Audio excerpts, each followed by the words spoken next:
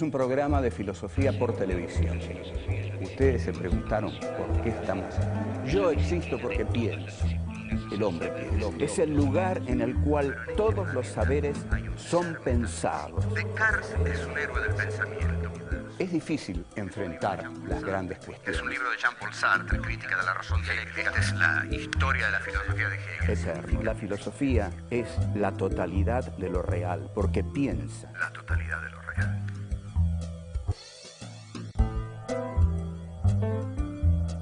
Sacad la filosofía a la calle. Sujetos, sujetados. Si la historia está en manos de Dios, ¿qué hacen los hombres? ¿En qué consiste la ruptura de Descartes con el pensamiento teologal del medioevo? Descartes, un héroe del pensamiento.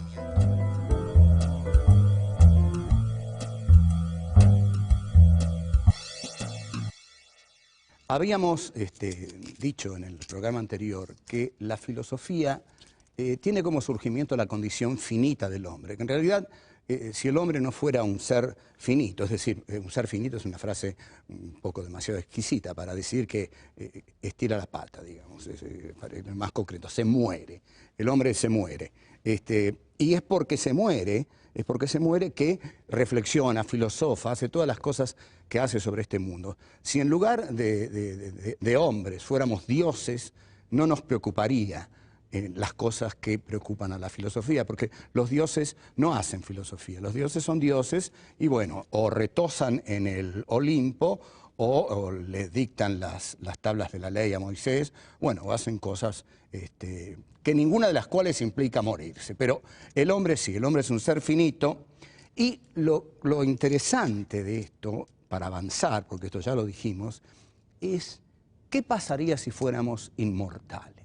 ¿Qué pasaría si no nos muriéramos? Hay un cuento, excelente cuento, porque no todos los cuentos de Borges son buenos, pero este es bueno en serio, que es El Inmortal.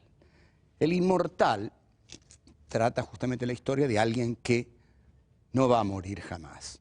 Y se encuentra con Homero una vez, Homero que es inmortal. Entonces narra y dice, me encontré con Homero en las puertas de Tánger. Me despedí de Homero en las puertas de Tánger. Creo que no nos dijimos adiós.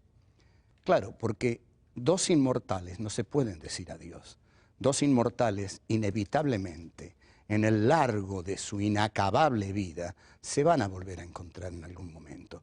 Nosotros decimos adiós, hasta luego, hasta pronto, que te vaya bien en ese viaje, ojalá vuelvas pronto, porque sabemos que cada partida puede tener un no retorno, puede no tener un retorno. Dos inmortales que se separan saben que en algún momento de sus vidas se van a volver a encontrar. O sea, ¿qué sacamos de esto? Que el hombre es un ser patético porque vive una situación patética, la de saber su finitud, pero a la vez es un ser precioso, porque cada uno de los instantes de su vida vale infinitamente. El instante de la vida de un inmortal no vale nada, porque ese instante va a ser repetido hasta la náusea, va a ser repetido hasta el infinito. En cambio, cada uno de los instantes de nuestra vida es único porque es un camino hacia la muerte, es verdad, pero es también nuestra vida actual, presente, la que estamos viviendo ahora. Entonces, eso es lo que nos hace preciosos. Cada momento de nuestra vida es precioso. Entonces, eso es, digamos, lo que Borges básicamente plantea en ese cuento, El Inmortal, y lo plantea muy bien, y por supuesto con muy buena prosa, porque Borges escribía muy bien. Ahora, el pensamiento filosófico es deseable que sea autónomo, y no solo el pensamiento filosófico, el suyo también, el mío también. En general, es conveniente, es recomendable que nuestro pensamiento sea autónomo, es decir, que sea nuestro, que no seamos pensados por el sistema, por darle este nombre así general a la cosa. Digamos, hay un enorme sistema que nos piensa, que piensa todo por nosotros, entonces nos ahorra la terrible tarea de pensar. A esto Heidegger lo llama vivir en estado de interpretado. Casi toda la gente de este mundo vive en estado de interpretado. Miren, les voy a dar un ejemplo de estado de interpretado. La ideología taxi, espero que los taxis, yo tomo muchos taxis, espero que no se enojen conmigo, pero generalmente uno sube al taxi y el taxista argentino tiene una costumbre muy peculiar, que es que uno sube y él le empieza a hablar. Esto es muy argentino, pero le empieza a hablar de lo que escucha por la radio. Entonces, apenas dice dos palabras, uno ya sabe qué radio escucha. Entonces uno puede decirle, mire, no siga hablando porque yo sé que usted me va a decir esto y esto. Ah, dice el taxista, ¿cómo lo sabía? Y lo sé porque eso es lo que dicen en la radio que usted escucha. Entonces usted no está diciendo sus ideas, está diciendo las ideas de la radio que escucha. Usted no está hablando, está siendo hablado. Usted no está pensando, está siendo pensado. Usted vive en estado de interpretado. Sus ideas no son suyas. Lo que usted dice no le pertenece. Entonces, esta cuestión de vivir en estado de interpretado, Heidegger la va a llamar la existencia inauténtica. La existencia inauténtica es, ante todo, aquella que es incapaz de reflexionar de cara a la finitud del hombre. La existencia inauténtica es aquella que vive en exterioridad. Vamos a dar 2, 3 elementos de la existencia inauténtica. La avidez de novedades. Por ejemplo, la gente vive devorada por la avidez de novedades. Es decir, salta de una cosa a la otra.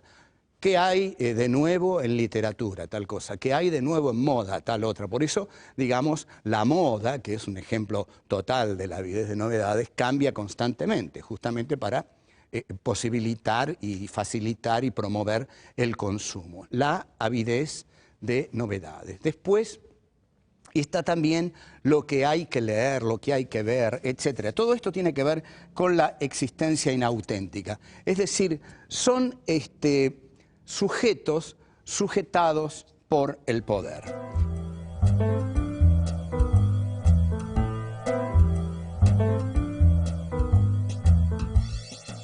La filosofía tiene como condición de posibilidad dejar de lado a Dios, porque la filosofía es un sistema de formular preguntas y de posibilitar algunas respuestas.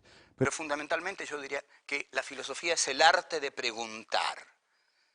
En cambio, Dios es el arte o el ser que da todas las respuestas. Durante el medioevo, los hombres no hicieron filosofía porque la verdad les era revelada por Dios. Al serles la verdad revelada por Dios, no buscaban la verdad. Bastaba creer en Dios, bastaba creer en lo que Dios revelaba a través de los textos evangélicos para tener todas las respuestas. En realidad era una situación bastante cómoda. Es decir, la vida era un páramo de lágrimas, pero alguien había venido a sufrir y había redimido todos nuestros pecados y hay una promesa, que es la promesa divina, que vamos a llegar al reino de los cielos y ahí seremos todos eternos y felices. Este relato, por supuesto, paraliza a los seres humanos, porque todo está resuelto. Todo está resuelto. No hay preguntas que hacer porque Dios las responde a todas. No hay orden histórico que transformar porque este decurso histórico no es el importante, sino el que va a venir después, el del reino de los cielos. Entonces, durante 10 o 13 siglos, la historia permaneció detenida. Permaneció detenida porque no son los hombres los que hacen la historia. Cuando los hombres se someten a la veracidad divina, al juicio divino, a la promesa divina, no toman la historia entre sus manos. El que está haciendo la historia es Dios. Es tanto lo que creen en la figura de Dios y de sus representantes terrenos, es decir, la Iglesia, que quedan históricamente paralizados. Si a eso le añadimos el poder terrenal despiadado de la Inquisición, Entonces, efectivamente, los hombres trabajan, son labriegos y toda verdad es una verdad revelada por Dios.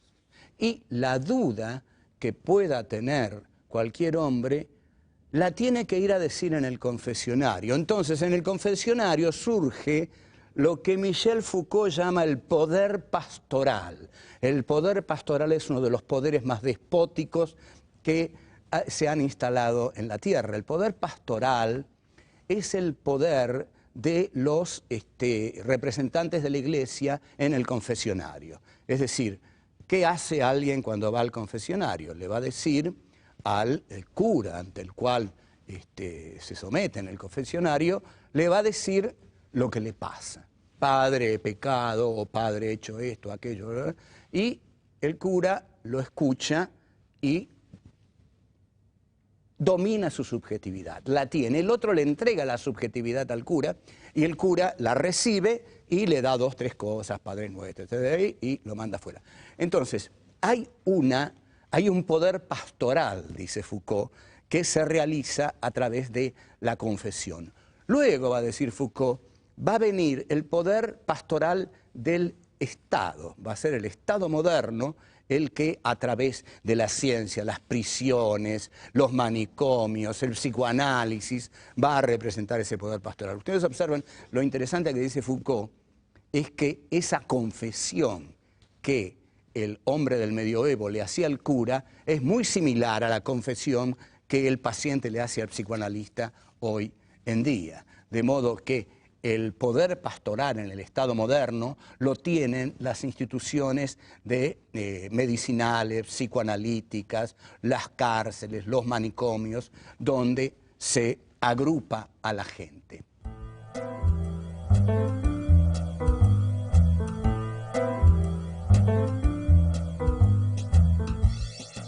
Colón, al descubrir América,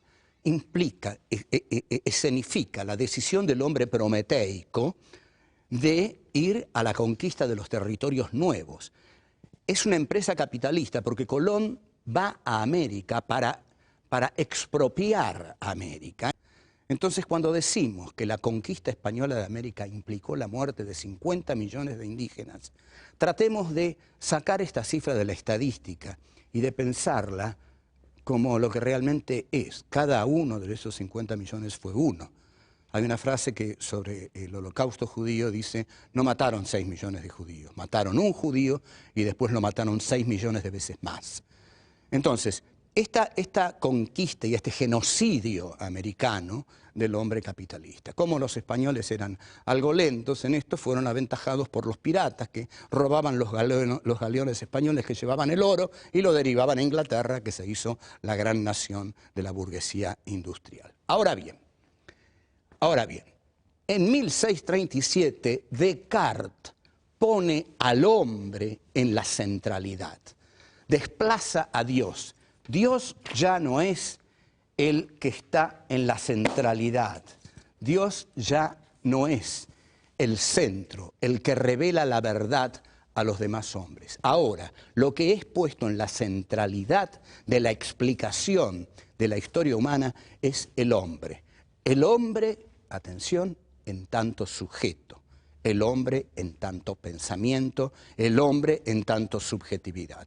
Lo que hace Descartes es decir, con esa famosa frasecita, pienso, luego existo, cogito, ergo, sum, lo que está diciendo Descartes es que el sujeto capitalista al cual él representa se define por la subjetividad y que ahora es la subjetividad aquello que da fundamento a todo lo existente. La subjetividad es ahora el subjectum. El subjectum es aquello que subyace a todo lo que existe. Así como los griegos lo llamaban hipokeimenon, es decir, aquello que es como el basamento de todo lo existente, Descartes, al poner el pensamiento como base de todo decurso filosófico, histórico, etcétera, etcétera, ahora es la subjetividad del hombre el punto de partida de todo razonamiento. Con esto entonces nosotros tenemos nada menos que esta subjetividad, no es cualquier subjetividad. Esto que yo estoy explicando habitualmente no se explica de este modo. Habitualmente se dice que Descartes dijo pienso, luego existo, que después vino Kant y dijo las condiciones de posibilidad del sujeto son las mismas que la del objeto, que después vino Hegel y dijo todo consiste en concebir a la sustancia como sujeto. Es decir, ¿qué hace esa gente? No hace historia razonada de la filosofía, hace historia de los héroes del pensamiento, digamos. Descartes, pasamos a Kant, pasamos a Hegel, pasamos a Nietzsche. Entonces, todo esto es un gran movimiento. Es decir, Colón descubre América, Copérnico, Giordano Bruno, Galileo y Descartes. Y Descartes viene a decir, ya que hemos desafiado tanto en el campo astronómico a el poder de la Iglesia, digamos la verdad, el hombre se está adueñando de la historia. Cuando Descartes, es decir, y el Renacimiento, surgen, es que el hombre se está adueñando de la historia. Les voy a dar un ejemplo muy contundente. Durante 13 siglos en la Edad Media no pasó nada o pasó poco. El discurso del método es de 1637 y en 1789 ocurre la gran revolución burguesa, que es la Revolución Francesa. De 1637 a 1789 hay muy poco tiempo. Cuando Descartes escribe el discurso del método, le está cortando la cabeza a Luis XVI, porque ahí es el hombre de la burguesía el que se pone en la centralidad y es el hombre de la burguesía capitalista el que comienza a hacer la historia. Entonces, cuando el hombre comienza a hacer la historia se dinamiza, porque el hombre ya no está esperando de Dios que Dios haga la historia, la hace él. Entonces la historia cobra un ritmo que antes no tenía, porque antes era la etapa de la espera. Se esperaba el reino de los cielos. Ahora los hombres ya no esperan nada, lo hacen todo ellos.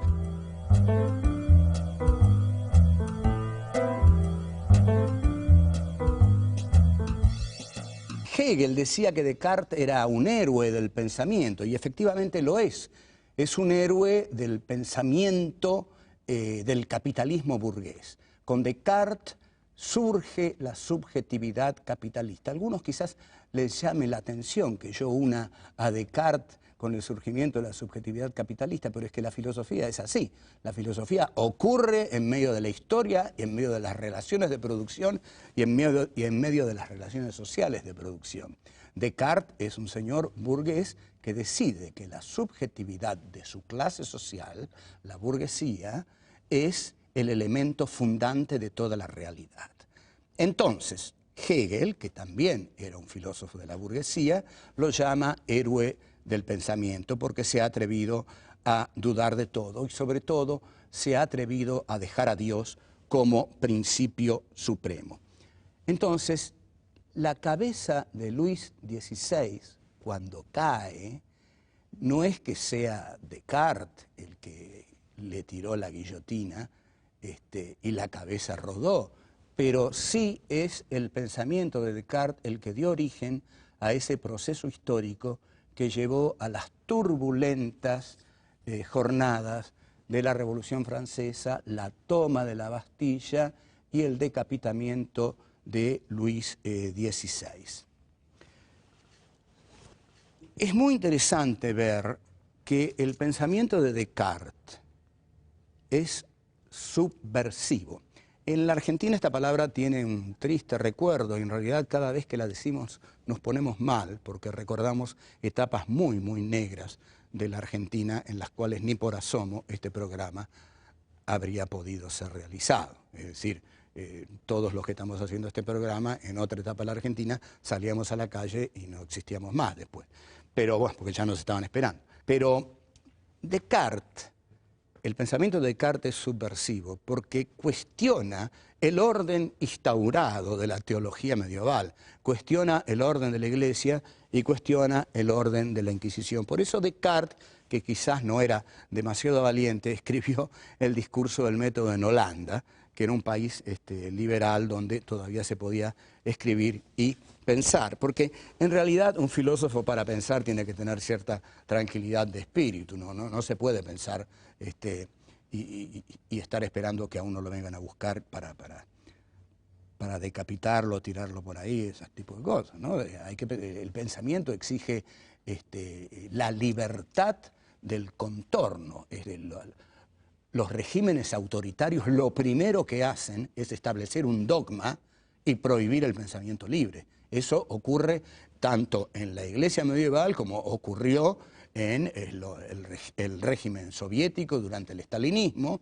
Es decir, que se establece un dogma del partido y el que piensa fuera del dogma del partido es liquidado, Siberia.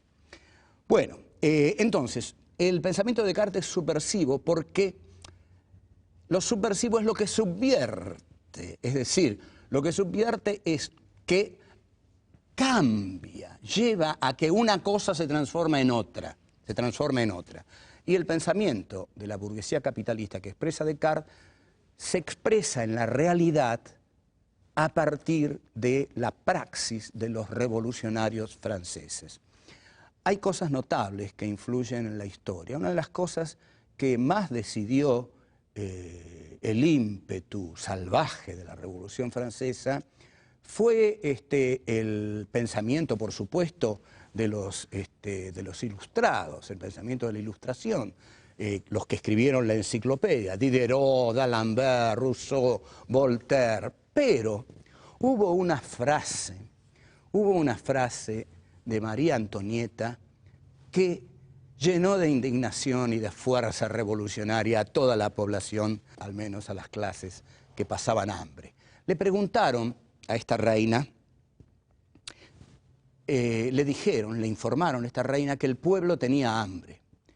Y célebremente, María Antonieta dijo, ¿por qué tiene hambre el pueblo? Y le dijeron, porque no tiene pan. Y ella respondió, bueno, que coman pasteles. Y este fue uno de los motivos que dinamitó la Revolución Francesa. Esa frase resultó intolerable para la plebe, y la plebe, a partir de esa injuria, decide rebelarse y la revolución se desata.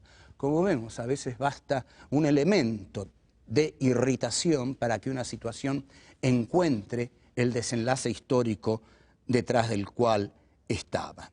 O sea, 13 siglos de Edad Media no resuelven nada y la subjetividad del hombre capitalista de la modernidad se arroja en una historicidad desbocada que en poco más de un siglo produce un hecho trascendental como la Revolución Francesa.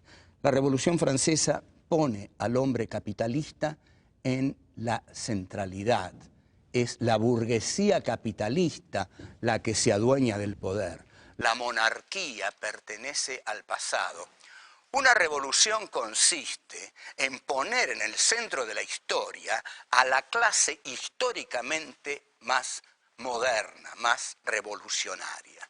Entonces, la aptitud que va a tener el hombre capitalista es la aptitud de hacer la historia. Como vamos a ver, y esto va a volver muy apasionante en nuestro curso, el capitalismo va a generar su antagonista, que va a ser el proletariado. Y eso nos lo va a explicar el cabezón barbado, Marx, que vimos ahí. Ahora lo dejamos aquí, yo qué sé, me voy, porque la filosofía tiene que salir a la calle y ensuciarse un poco. Usted vive en estado de interpretar. Sus ideas no son suyas. Lo que usted dice no le pertenece. La filosofía tiene como condición de posibilidad dejar de lado los niños. La Revolución Francesa significa el asalto al poder político por parte de la burguesía, que ya había conquistado en la base real de la sociedad el poder económico.